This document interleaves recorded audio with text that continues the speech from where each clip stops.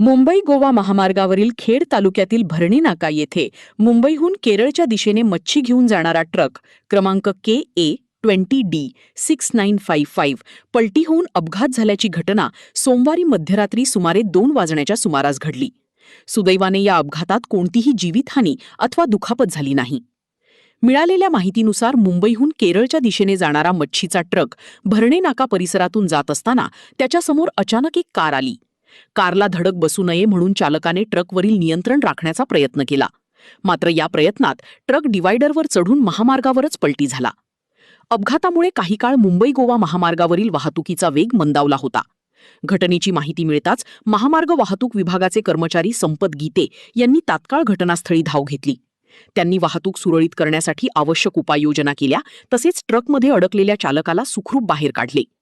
या अपघातामुळे ट्रकचे मोठे नुकसान झाले असून चालकाच्या प्रसंगावधानामुळे मोठी दुर्घटना टळल्याची चर्चा परिसरात सुरू आहे. महामार्गावरील वाहतूक काही वेळातच पूर्ववत करण्यात आली.